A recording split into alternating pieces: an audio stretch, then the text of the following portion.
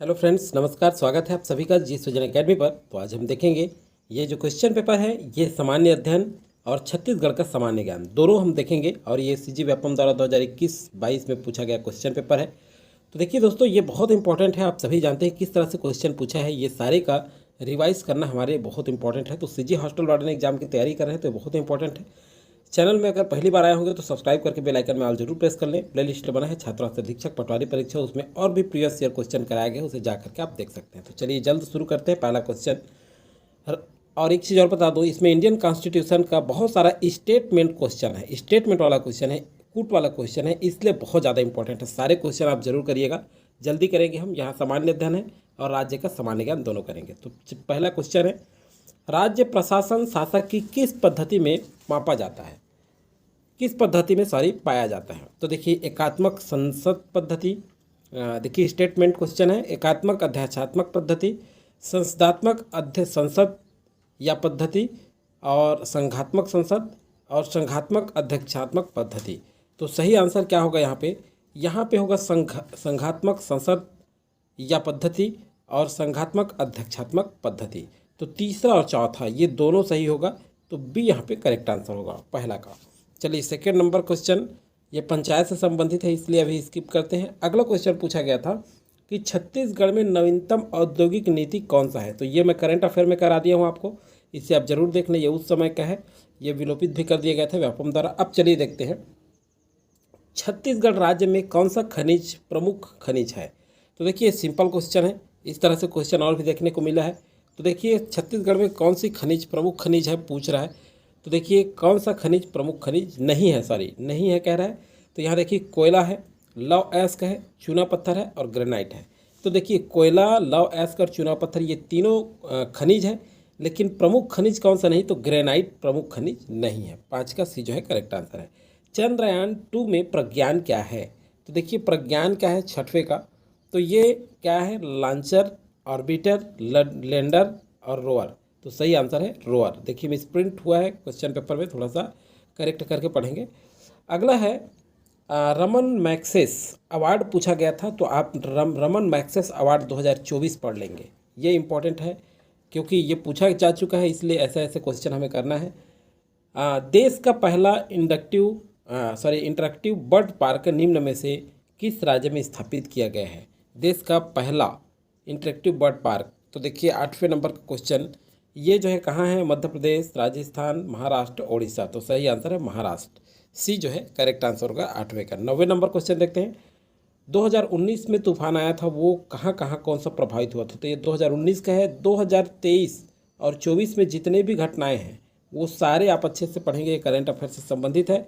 चलिए अगला है संयुक्त राष्ट्र पर्यावरण सभा का 4था सत्र कहाँ आयोजित हुआ था। देखिए उस समय पूछा गया था, तो अभी आपको देख लेना है इस टाइप का क्वेश्चन, संयुक्त राष्ट्र पर्यावरण सभा का आयोजन कहाँ किया गया है। अगला क्वेश्चन है, बस्तर जनजाति में गाए जाने वाला गीत का नाम क्या है। तो देखिए कौन सा गीत गाया जाता है, 11वें नंबर का देखते हैं। चलिए डंडार, हुल्की पाटा, राजा रान पाटा और घोटुल पाटा। तो सही आंसर है बस्तर जनजाति में गाया जाने वाला वर्गत गीत कौन सा है, घोटुल पाटा। आप सभी जानते हैं मुड़िया माड़िया जनजाति में पाया जाता है ये। तो 11वें का डी जो है करेक्ट आंसर है। 12वें नंबर क्वेश्चन देखते हैं, बस्तर में दंतेश्वरी फागुन मड़ई उत्सव कितना दिन तक चलता है। तो देखिए दंतेश्वरी फागुन मड़ई कितने दिन तक चलता है, 12वें नंबर का क्वेश्चन। तो 9 दिन, 4 दिन, 5 दिन, 10 दिन। सही आंसर है 9 दिन तक। अगला है 2011 की जनगणना के अनुसार छत्तीसगढ़ राज्य का जनसंख्या दृष्टि में देश में क्या क्रम है। तो ये क्वेश्चन तो अभी भी बन सकता है आपका। तो देखिए 13वें नंबर का क्वेश्चन में कौन से नंबर का है, ये 16वें नंबर का है, आप सभी जानते हैं। तो क्रम पूछे, इसे ध्यान रखेंगे। अगला जो है 2011-12 और 2018-19 में पूछा गया क्वेश्चन है, इसे स्किप करते हैं। अगला क्वेश्चन में चलते हैं क्योंकि करंट अफेयर उस समय का था ये। यहाँ देखिए वर्तमान में भारत में जो है न च की और गिरत अर्थव्यवस्था, मतलब स्लो डाउन इकोनॉमी, नीचे की ओर गिरती अर्थव्यवस्था है ये। मिसप्रिंट है।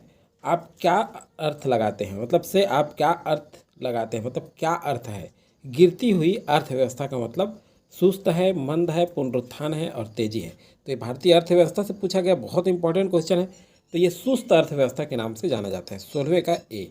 चलिए 17वें नंबर देखते हैं, प्रति व्यक्ति आय का सूत्र क्या है। देखिए इस तरह से क्वेश्चन आता है, बहुत ज़्यादा इंपॉर्टेंट। मैं पहले ही बताया हूँ, भारतीय अर्थव्यवस्था और भारतीय संविधान का जब क्वेश्चन करेंगे वो बहुत अच्छा क्वेश्चन पूछा गया है। तो देखिए प्रति व्यक्ति अर्थव्यवस्था या यहाँ पे प्रति व्यक्ति आय का सूत्र क्या है, सकल राष्ट्रीय आय बटे कुल जनसंख्या, विशुद्ध राष्ट्रीय आय बटे कुल जनसंख्या, सकल घरेलू उत्पाद बटे कुल जनसंख्या और विशुद्ध घरेलू उत्पाद बटे कुल जनसंख्या। तो सही आंसर क्या होगा, विशुद्ध राष्ट्रीय आय बटे जनसंख्या, ये है प्रति व्यक्ति आय का सूत्र। तो 17 का ए बी जो है करेक्ट आंसर होगा। चलिए 18वें नंबर क्वेश्चन देखते हैं। ये देखिए वर्ष 2024-25 तक भारत 5 ट्रिलियन डॉलर अर्थव्यवस्था के लिए औसत वार्षिक वृद्धि दर क्या प्राप्त करना होगा। तो देखिए 18वें नंबर का क्वेश्चन, तो क्या प्राप्त करना होगा, 7%, 8%, 9%, 10%। सही आंसर होगा 9%। कितने प्रतिशत करना होगा, 9%। तो 18वें का जो है सी यहाँ पे करेक्ट आंसर होगा। चलिए 19वें नंबर का क्वेश्चन देखते हैं। यहाँ देखिए माइक्रोवेव आवन शक्ति ऊर्जा की कम खपत होता है क्योंकि, देखिए 19वें नंबर में, क्योंकि विकिरण की आवृत्ति न्यूनतम होता है, नहीं, विकिरण की तरंग दैर्ध्य न्यूनतम होता है। बी यहाँ पे करेक्ट आंसर होगा, ये साइंस से संबंधित है। अगला है बीडीएम पर क्षण निम्न रोग का पता लगाने के लिए किया जाता है। तो देखिए 20वें का डेंगू, मलेरिया, ऑस्टियोपोरोसिस, तो ये देखिए सी जो है करेक्ट आंसर होगा।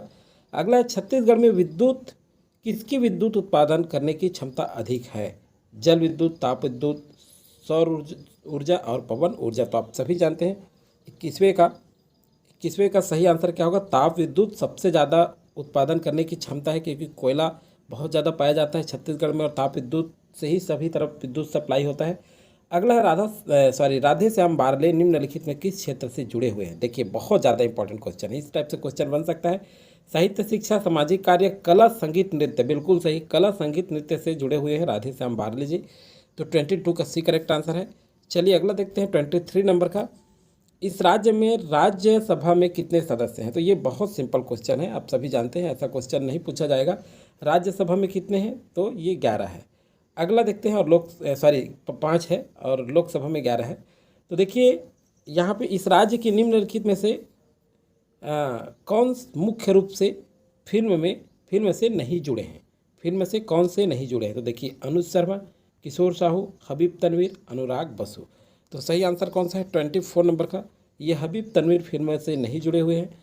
अगला जो है, चलिए अगला क्वेश्चन है 26वें नंबर का, छत्तीसगढ़ में वर्षा के संबंध में कौन सा तथ्य सत्य है। तो देखिए ये क्वेश्चन जो है व्यापम द्वारा विलोपित किया गया था। अगला क्वेश्चन देखते हैं 27वें नंबर का क्वेश्चन क्या है। चलिए अगला क्वेश्चन है आपका, अगला है, ये ग्रामर ऑफ छत्तीसगढ़ डायलॉग नामक पुस्तक के लेखक का नाम क्या है।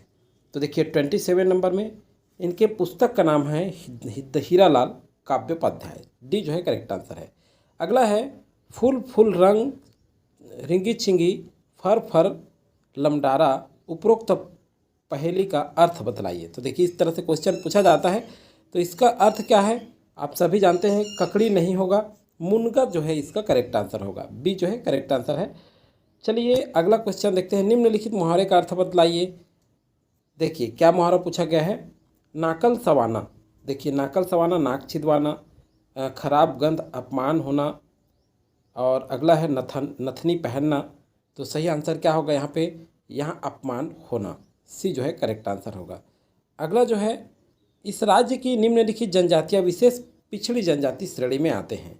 देखिए विशेष पिछड़ी जनजाति में कौन कौन सा आता है, अबुझमाड़िया, अगरिया, बिरहोर, नगेसिया। तो देखिए 30वें नंबर का क्वेश्चन, तो सही क्या होगा, अबुझमाड़िया तो आता है और उसके बाद जो है क्या आता है, बिरहोर आता है। ये अगरिया और नगेसिया दोनों नहीं आता, तो अबुझमाड़िया और बिरहोर, तो सी यहाँ पे करेक्ट आंसर होगा 1 और 3।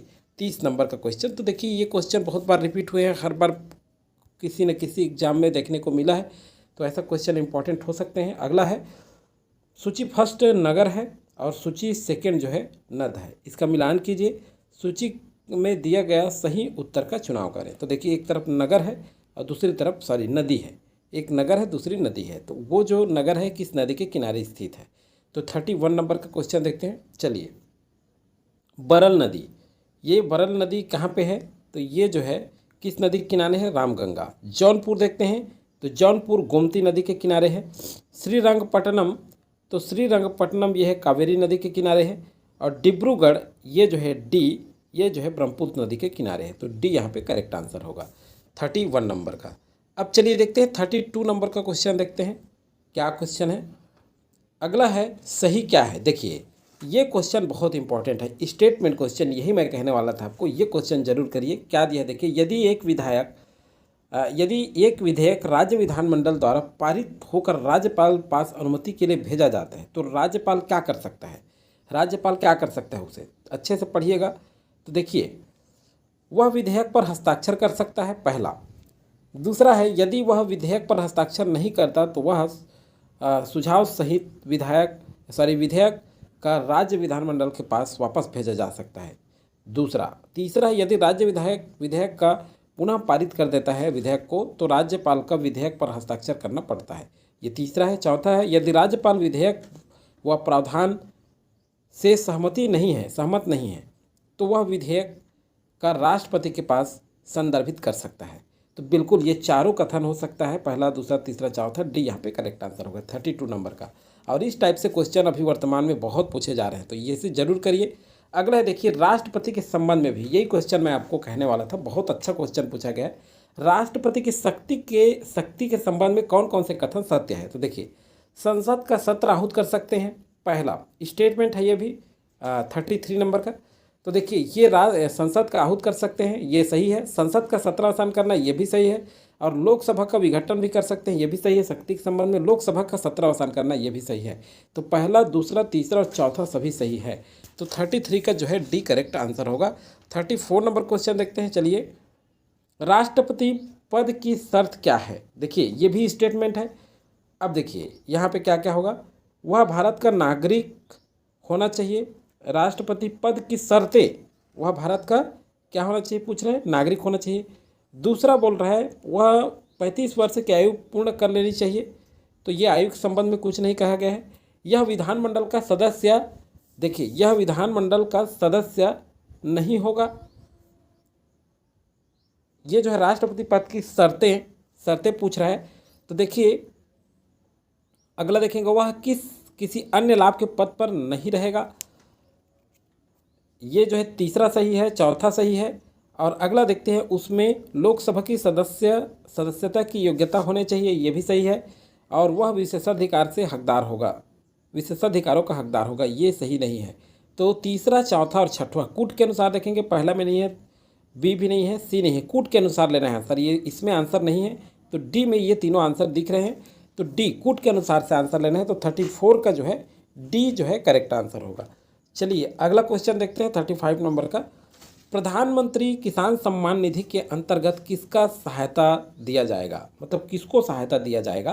तो देखिए 35 नंबर का, यहाँ लघु कृषक, सीमांत कृषक, बड़े कृषक, सभी कृषक। तो सही आंसर है सभी कृषक को। तो 35 का डी जो है करेक्ट आंसर है।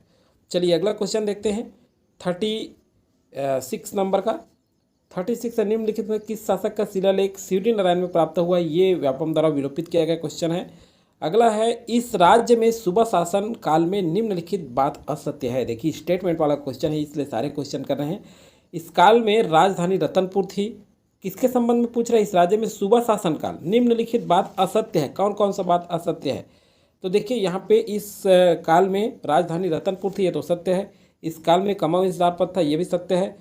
और अगला देखते हैं, इस काल में ब्रिटिश यात्रा कनिंघम इस राज्य में आए थे, ये सही नहीं है।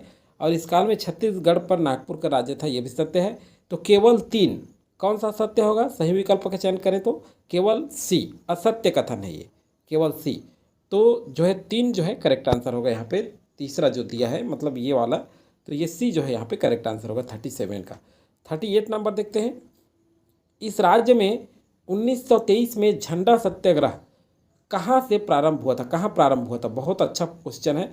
तो बिलासपुर, रायपुर, धमतरी, दुर्ग, सही आंसर है बिलासपुर से प्रारंभ हुआ था। 38 का। 39 नंबर का क्वेश्चन देखते हैं। चलिए, मल्हार जो है मल्हार के लिए निम्नलिखित तथ्यों पर विचार कीजिए। यहाँ पुरातात्विक सामग्रियों का विशाल भंडार है। यह स्थान अरपा, लीलागर व शिवनाथ नदिया से घिरा हुआ है। दिए गए कथन में कौन सा कथन सत्य है? तो देखिए 39 नंबर में देखिए ये क्या है, यहाँ पुरातात्विक सामग्रियाँ विशाल भंडार है, ये सही है। सी यहाँ पे 39 का सी जो है करेक्ट आंसर है। पुरातात्विक सामग्रियाँ हैं और यहाँ अरपा, लीलागर और शिवनाथ नदिया से घिरा हुआ है, ये भी सत्य है। तो फर्स्ट और सेकंड दोनों सही होगा 39 का। 40 नंबर का क्वेश्चन जो है ये जनगणना से पूछा गया है, विलोपित किया गया क्वेश्चन है, विलोपित कर दिया गया है। अगला क्वेश्चन है आपका, विटामिन जो है रक्त स्कंदन के लिए उत्तरदायी है। कौन सा विटामिन रक्त स्कंदन के लिए? तो देखिए 41 नंबर का क्वेश्चन, तो यहाँ पे देखते हैं कौन सा है। तो ये विटामिन के है, आप सभी जानते हैं, सी करेक्ट आंसर है। अगला है, निम्नलिखित में से कौन सा सिद्धांत अशोक के धम्म दर्शन में मौजूद नहीं था? धम्म दर्शन में मौजूद नहीं था। अहिंसा, धार्मिक सहिष्णुता, पाप का भय और सबों का व्यवहार। तो सही आंसर है पाप का भय, ये शामिल नहीं था। 42 का मौजूद नहीं था, ये अशोक के धम्म दर्शन में मौजूद नहीं था। कौन सा? 42 का सी। तो देखिए थोड़ा सा क्वेश्चन घुमा के पूछा गया और बहुत अच्छा क्वेश्चन है। अगला है, मुगल काल के निम्नलिखित में से किस विभिन्न रामायण का फारस भाषा में अनुवाद किया गया? किस विद्वान द्वारा रामायण का फारस भाषा में अनुवाद किया गया? बहुत मिसप्रिंट हुआ है ये क्वेश्चन पेपर। तो देखिए 43 नंबर में किसके द्वारा? बदायूं के द्वारा, बी जो है यहाँ करेक्ट आंसर होगा। 44 नंबर का देखते हैं, आर्य समाज के संस्थापक निम्नलिखित में से कौन थे? तो आर्य समाज के संस्थापक कौन थे? देखिए ऐसे भी क्वेश्चन पूछे जा सकते हैं, ध्यान रखिएगा, बहुत इंपॉर्टेंट है। दयानंद सरस्वती थे, सी यहाँ पे करेक्ट आंसर होगा। अगला है, टोक्यो ओलंपिक का पूछा गया था, लेकिन आपको पढ़ना है पेरिस ओलंपिक 2024 में भी जो हुआ है उसे आपको पढ़ना है। अगला है, मौर्य काल निम्नलिखित में से किस स्थान में शिक्षा का प्रसिद्ध केंद्र विद्यमान था? तो देखिए 46 का ये तक्षशिला, नालंदा, वल्लभ, विक्रमशिला। सही आंसर है तक्षशिला। 46 का ए जो है करेक्ट आंसर है। 47 नंबर क्वेश्चन देखते हैं, निम्नलिखित में से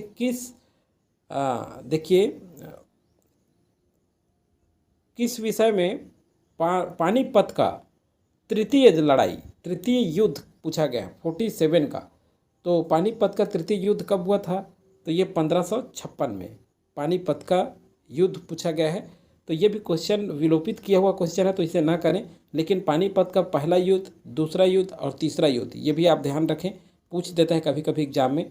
अगला क्वेश्चन है, निम्नलिखित में से किसकी असफलता के पश्चात महात्मा गांधी ने भारत छोड़ो आंदोलन प्रारंभ किया था? किसकी असफलता के बाद भारत छोड़ो आंदोलन प्रारंभ हुआ था? 48 नंबर का क्वेश्चन। तो चलिए देखते हैं 48 नंबर में किसकी असफलता के बाद शिमला सम्मेलन, कैबिनेट मिशन, गोलमेज सम्मेलन और ये क्रिप्स मिशन। तो सही आंसर है क्रिप्स मिशन। 48 का जो है डी यहाँ पे करेक्ट आंसर होगा। 49 नंबर भाबर प्रदेश है। तो देखिए भाबर प्रदेश कौन कौन सा है, ये इस तरह से पूछा गया है क्वेश्चन पेपर। तो देखिए यहाँ देखते हैं, ये 9 जलोढ़ से बना, पुरानी जलोढ़ से बना। भार कंकड़ पत्थर बज्जर का जमाव, सही बात है, ये कंकड़ पत्थर और बज्जर का क्या होता है? जमाव होता है। तो 49 का यहाँ पे सी करेक्ट आंसर होगा। और 50 नंबर का ये क्वेश्चन है, देखिए यहाँ पे है 50 नंबर क्वेश्चन, लक्षद्वीप है, लक्षद्वीप। तो देखिए बहुत मिसप्रिंट हुआ है, ये इंग्लिश में आप देख करके क्लियर करें। तो लक्षद्वीप क्या है? और अंतिम क्वेश्चन है, ये क्या है? प्रवाल द्वीप है। क्या है? प्रवाल द्वीप। तो बी यहाँ पे करेक्ट आंसर होगा। तो ये सारे हम सामान्य ज्ञान और राज्य का सामान्य ज्ञान और इंडिया का जीके, जिसमें सारे सब्जेक्ट आपके कर चुके हैं, भारतीय अर्थव्यवस्था, भूगोल, विज्ञान और इंडियन कॉन्स्टिट्यूशन का। तो ये सारे क्वेश्चन हो चुके हैं। अब कंप्यूटर का शाम को आपको करेंगे, इसी में से बहुत अच्छा क्वेश्चन पेपर है ये। तो आज के वीडियो में फिलहाल इतना ही। आप सभी को शुभकामनाएं।